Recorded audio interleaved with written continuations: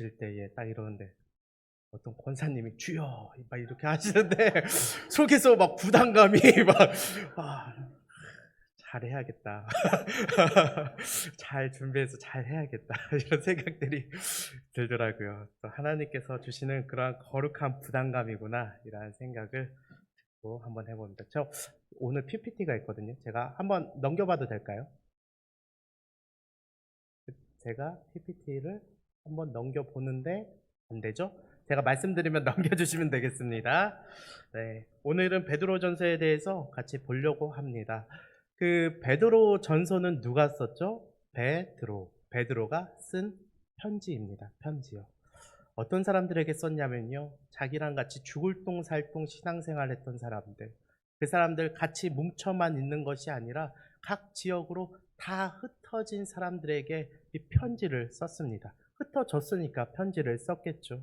그냥 안부나 물으면서 잘 있냐 이걸 위해서 쓴 게 아닌 편지인 것은 다들 알 것입니다. 1장 1절에 보면요, 이렇게 되어 있습니다. 예수 그리스도의 사도 베드로는 본도, 갈라디아, 갑바도기아, 아시아와 비두니아에 흩어진 나그네라고 이야기합니다. 네. 그래서 베드로가 편지를 썼는데 각 지역으로 흩어진 누구에게 지금 편지를 쓰고 있다고 나오나요? 하나 넘겨봐 주시겠어요? 하나 넘겨봐 주시겠어요? 나그네들에게 지금 편지를 쓰고 있다. 아, 그렇구나.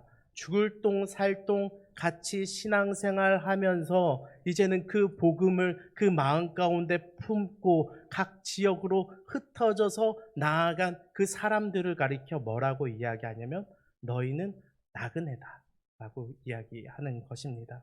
그럼 이 나그네가 무슨 뜻일까요? 하나 넘겨주시겠어요? 베드로전서 1장 2절에 보면요. 왜 이렇게 PPT가 밑으로 내려와 있죠? 1장 2절에 보면 이렇게 적혀 있습니다. 곧 하나님 아버지의 미리 아심을 따라 성령이 거룩하게 하심으로 순종함과 예수 그리스도의 핏부림을 얻기 위하여 택하심을 받은 자라고 이야기하고 있습니다. 이 말이 무슨 말이냐면요, 나그네인데 곧 이 나그네에 대한 설명을 친절하게 베드로가 해주고 있는 겁니다. 하나님 아버지의 미리 아심을 따라 라고 이야기하는데 그 말은 무엇입니까? 하나님 아버지께서 태초에 미리 너희들을 택하셨다라는 거예요. 너희들의 그러면 본향, 너희들의 고향은 어디냐? 하나님께서 미리 너희들을 택하시고 너희를 부르셨으면 하나님 나라라는 거죠. 그래서 이 땅 가운데서 나그네다라고 이야기하는 겁니다. 그래서 단순히 본향만 거기에 있는 것이 아니라 그것을 내가 깨닫고 있는 사람들, 성령이 거룩하게 하심으로, 성령이 예수 그리스도를 믿고 성령이 그 마음 가운데 있어가지고 그것을 깨닫는 사람들, 아, 하나님께서 나를 택하셨구나, 내가 구원받은 하나님 나라의 백성이구나, 이것을 깨달은 사람들, 그리고 그것을 깨닫기만 한 것뿐만 아니라 순종함과 예수 그리스도의 핏부림을 얻기 위하여 그 보혈의 은혜를 강구하며 살아가는 사람들, 삶의 우선되는 목적이 정말 예수 그리스도의 그 말씀 가운데 순종하고 정말 예수 그리스도의 그 은혜를 사모하기를 원하는 사람들, 그러한 나 같은 사람들을 가리켜 뭐라고 이야기하냐면 나그네다라고 이야기하고 있습니다. 그렇구나. 이 베드로는 지금 이 사람들에게 너희들은 나그네라고 이야기하면서 이야기하는 겁니다. 그렇다면 이 편지는요, 명확하게 받는 사람이 정해져 있죠. 수신자가 정해져 있는 겁니다. 그러니까 예수 그리스도를 알지도 못하고 세상에서 복음을 듣지도 못하고 복음을 들어도 알지 못하는 사람들에게는 의미 없는 성경이라는 겁니다. 의미 없는 말이라는 거예요. 지금 베드로는요, 지금 오늘 이 자리 가운데 나와서 하나님의 말씀을 사모하여서 오후 2시에 지금 예배 드리기를 원하시는 여러분들, 지금 여러분들에게 직접적으로 이야기를 하고 있다라는 것이죠.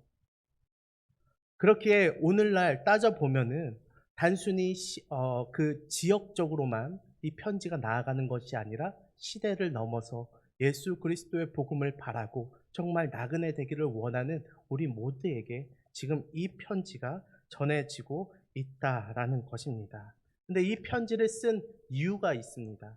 왜요? 너무나 좋고 너무나 잘하고 예수 그리스도의 복음을 원하고 그 은혜를 구하는 사람들인데, 자기와 같은 사람들인데 왜 편지를 쓸까요? 잘하고 있다, 잘하고 있다라고 하면서 잘하고 있는 걸 지금 편지를 쓰고 있을까요?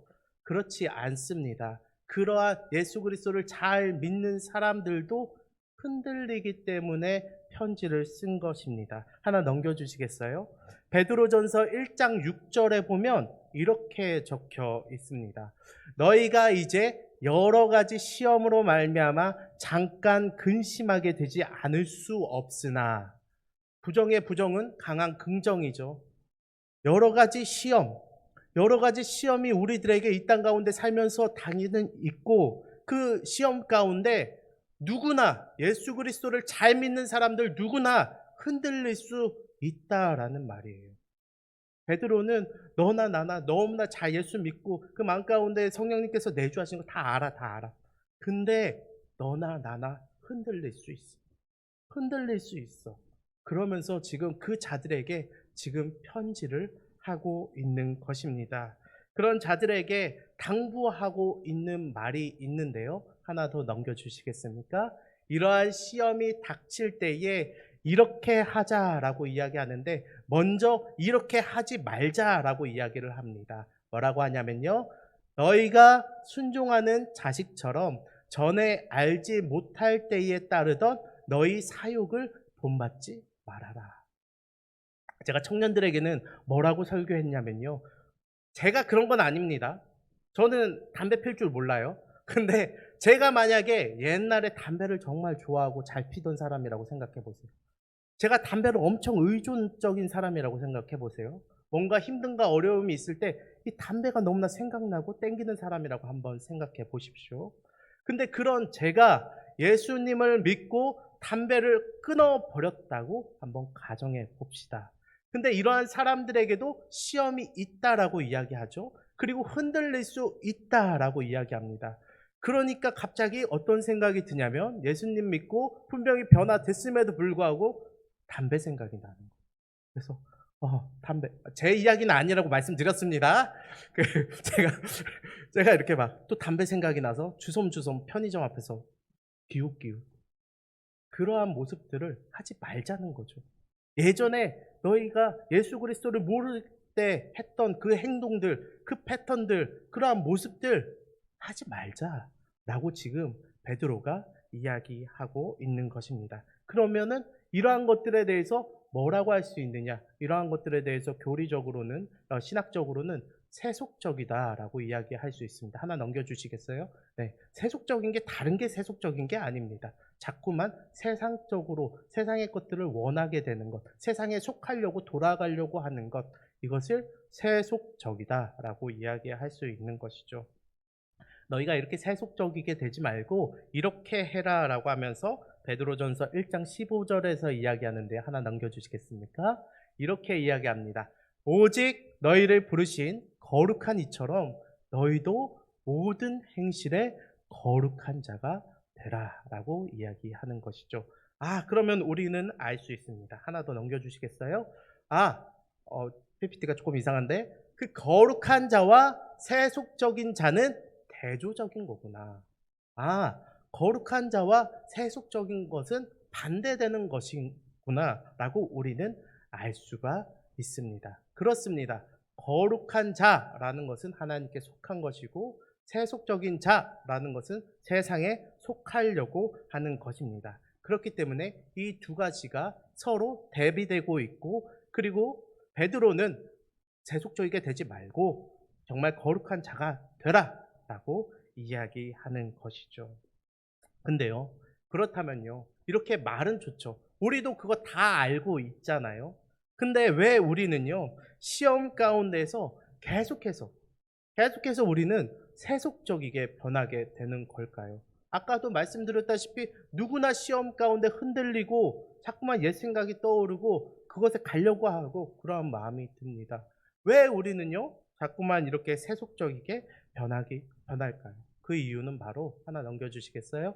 나를 자꾸만 잃어버리기 때문에 그래요. 아까 처음에 베드로가 우리에게 뭐라고 이야기했습니까? 누구에게 편지를 썼다고 이야기했죠? 세 글자로 나그네. 너흰 나그네야 라고 분명히 이야기했잖아요. 그걸 자꾸 우리가 잃어버리기 때문에 그렇다라는 것이죠. 하나 넘겨주시겠습니까? 나를 잃어버렸다는 건 뭡니까? 되게 어려운 말 같지만 좀 풀어서 쓰면은 나 자신이 누구인지, 나의 정체성, 나의 아이덴티티, 내가 정말 누구인지, 내 본향이 어디인지를 잊어버렸다라는 뜻이죠. 그렇기 때문에 베드로가 우리를 향해서 처음부터 말했던 것이 뭐냐면 나그네라는 말입니다. 우리에게 나그네라고 이야기하면서 말씀하신 것이죠. 그렇다면 우리가 이렇게 생각해 볼 수 있습니다. 되게 이렇게 정리가 됐잖아요. 그렇다면 이 세상 가운데에서 우리의 인생이 예수 그리스도를 믿고 변화되었다면 그 이후의 인생은 뭡니까? 성화의 과정이지 않습니까? 성화의 과정은 거룩을 찾는 여행이구나. 내가 나 자신이 누구인지를 찾는 여행이구나 라고 우리는 생각할 수 있는 것이죠. 우리가 신앙생활 한다 생각하고 평생에 뭘 자꾸만 해야 된다고 생각하면 마음에 부담감이 오잖아요. 또한 그렇게 하지 못했을 때에 나에게 자책이 오고 자꾸만 죄책감이 오잖아요. 그렇게 생각할 필요 없이 우리는 평생에 누구나 나를 찾는 여행을 끊임없이 해야 되는 사람이다. 거룩을 향한 여행을 끊임없이 해야 되는 사람이다 라고 알면 되겠습니다. 제가 그래서 수요일에 저번에 설교했을 때 PPT를 쓴 것이 있는데요. 우리는요 이 세상 가운데 나를 어떻게 찾을까요? 그러면 한번 보여주시겠어요? 여기 세상 가운데 나라는 사람이 있다고 한번 생각해 봅시다. 요게 나예요. 근데 세상 가운데 이렇게 존재하는 사람은 단 한 명도 없습니다. 세상 가운데 어떻게 존재하냐면 하나 넘겨주시겠어요? 누구나 요렇게 존재합니다. 하나님과 내가 교집합, 어느 정도 닮음이 있다는 것이죠. 창세기의 말씀 기억나지 않습니까? 왜냐하면 하나님께서 우리를 창조하실 때에 어떻게 지으셨다고요? 하나님의 그 형상과 모양대로 우리를 지으셨잖아요. 그러니까 예수님을 믿든 믿지 않든 누구나 우리가 하나님의 형상을 가지고 있기 때문에 이 세상 가운데 이렇게 존재하는 겁니다. 사람은요. 그래서 이것을 신학적으로 뭐라고 하냐면 저 가운데 있는 부분을 겹치는 부분을 뭐라고 하냐면 공유적인 속성이다라고 이야기합니다. 그 말은 하나님도 가질 수 있고 우리도 가질 수 있는 속성이다라는 것이죠. 대표적인 것이 거룩함입니다. 내가 거룩하니 너희도 거룩해라. 거룩이라는 것은 하나님만 가질 수 있는 속성이 아니라 우리도 가질 수 있는 속성이구나라고 우리가 여기면 된다라는 것이죠. 그러면 이 공유적인 속성 말고 하나님만 갖고 있는 속성을 뭐라고 할까요? 하나 넘겨주시겠어요? 네, 비공유적인 속성이다. 하나님의 전지전능하심, 하나님의 그 창조주로서의 모습들, 이 세상의 모든 그 창조 섭리대로 운행하시는 그 모습들, 그것은 우리가 따를 수 없지 않습니까? 이것은 공유하지 않는다라고 해서 비공유적인 속성이고, 그럼 제가 물음표 땅땅땅 이렇게 해놓은 데는 뭘까요? 인간의 죄성입니다. 제가 문제로 내려고 했는데 아주 딱 넘겨주시네요. 좋습니다. 죄성이라고 할 수 있죠. 하나님께 속해 있지 않고 세상 가운데 있는 모든 것들은 죄성입니다. 하나님께 속해 있지 않는다는 말은 죄라는 말입니다. 동일한 단어예요. 그렇기 때문에 우리는 인간의 죄성과 이 땅 가운데 살면서 또 하나님의 닮은 모습으로 살아간다라는 것이죠. 근데 여기서가 이제 문제다라는 것이죠. 그러면 나를 찾는 여행, 거룩을 찾는 여행을 해야 되는데 어떻게 우리는 여행을 하고 어떻게 나를 찾아가느냐 하나 넘겨주시겠습니까? 여기서 나를 찾는다라는 것이죠. 하나님은 내가 닮을 수 없는 부분이니까 빼버리고 또 성경에 나와 있는 그 부분들 다 빼버리고 아니 세상 가운데에서 나를 찾아야지 라고 이야기하면서 세상 가운데 뭐 여행을 통해서나 책을 통해서나 뭐 공부하거나 운동하거나 뭘 하거나 뭐 다른 것들을 모든 것들을 통하여서 나를 찾고 나를 설명하려고 하는 그 모든 것들, 그러한 것들을 바로 하나님의 부재하심 가운데 우리의 죄성 가운데서 나를 찾는다, 거룩을 찾는다 라고 이야기하는 것이죠. 그렇기 때문에 예수 그리스도를 믿는 사람들도 끊임없이 흔들리는 것입니다. 그러면 우리를 어디서 찾아야 됩니까? 하나 더 넘겨주시겠습니까? 여기서 찾아야 된다는 것이죠. 죄 부분은 예수님께서 해결해 주셨잖아요. 먹보다 그 검은 죄, 눈보다 더 희게 하셨네 라고 우리가 찬양으로 고백하잖아요. 하얗게 그 부분 싹 지워내고 예수 그리스도의 보혈의 피로 말미암아 그 부분 싹 지워내면 나를 어디서 찾아야 됩니까? 여기서 찾아야 된다라는 것이죠. 하나님 안에 거하는 나, 내 안에 거하시는 하나님, 그 가운데서 나를 찾는 여행을 해야 된다라는 것입니다.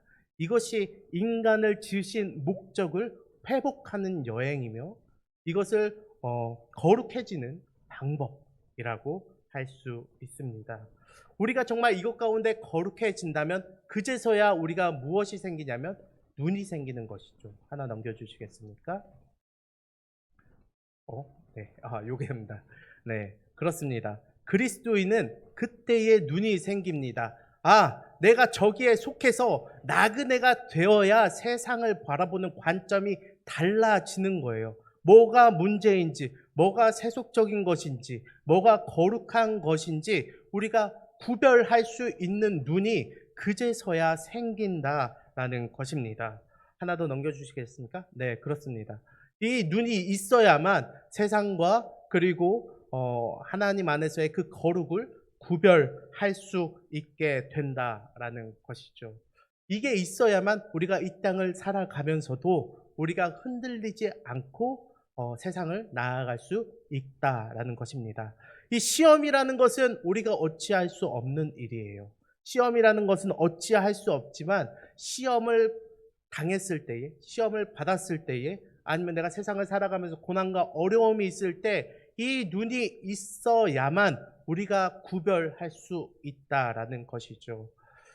하나 더 넘겨주시겠어요? 요게 영상이 안 나오는데요. 제 설명을 한번 들어보세요. 무슨 영상이냐면요.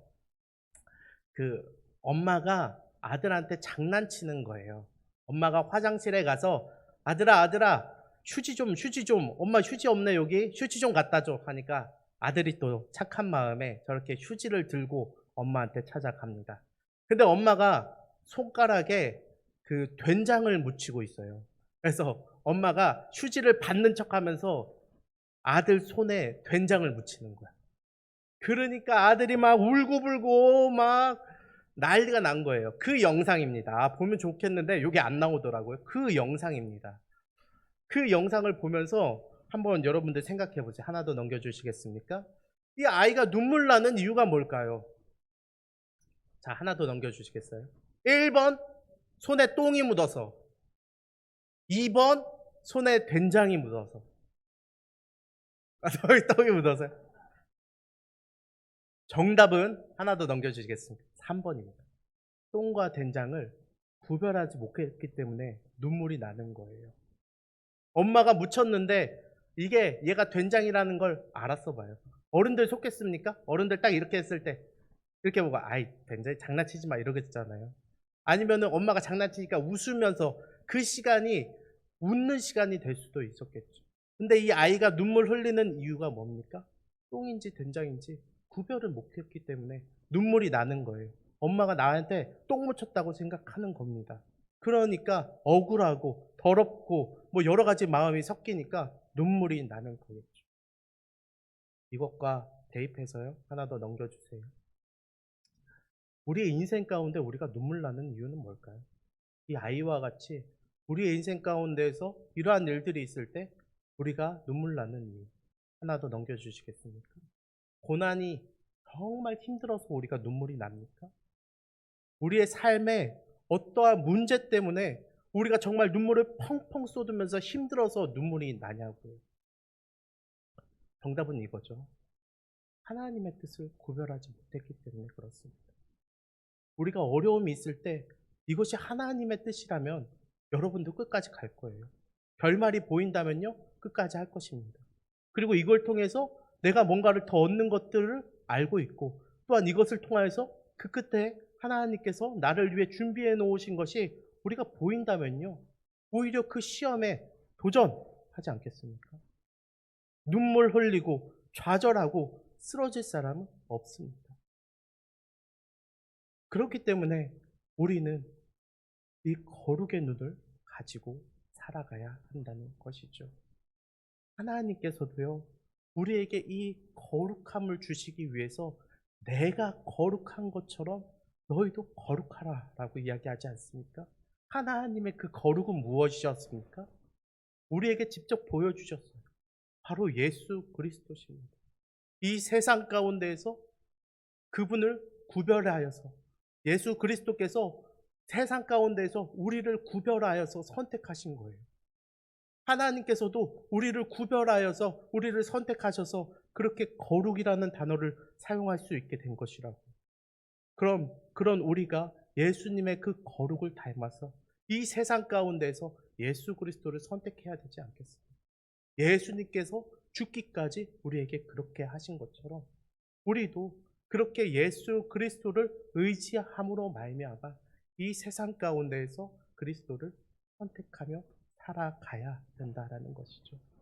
정말 주님께서 우리에게 이 거룩을 명하신 이유는 뭔가 세상적인 그런 요행이나 그런 고행들을 통하여서 우리가 그냥 성숙하기만을 바라는 것이 아닙니다. 이것을 통하여서 우리의 눈물을 닦아주시기 위해서 그런 거예요. 그 슬픔이 변하여서 기쁨이 되게 하신 거예요. 이 된장 아니야. 이거 똥 아니야. 이거 된장이야.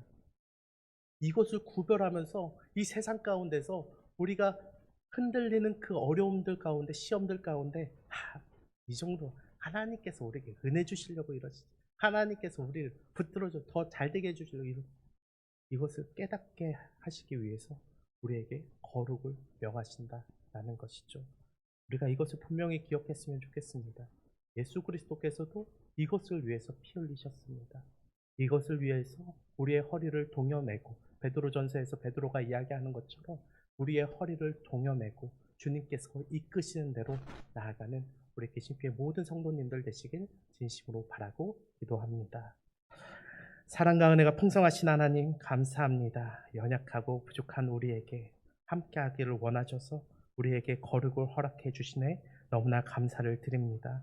거룩을 그냥 어려운 것으로 우리가 생각하고 어떠한 세상을 살면서 고행으로 여기는 것이 아니라 주님께서 우리를 위하여서 준비하신 선물이라는 것을 우리가 늘 기억하게 하여 주시옵소서. 세상 가운데 우리가 이 거룩의 눈으로 말미암아 흔들리지 않기를 원합니다. 세상 가운데 작은 시련 가운데 우리가 이겨내기를 원하고 결국 그 끝에서 주님께서 맞이할 그 은혜와 그 상급을 바라보며 나아가는 우리 모든 개신교회 성도님들 다 될 수 있도록 주님께서 함께하여 주시옵소서. 감사합니다. 예수님의 이름으로 기도합니다. 아멘.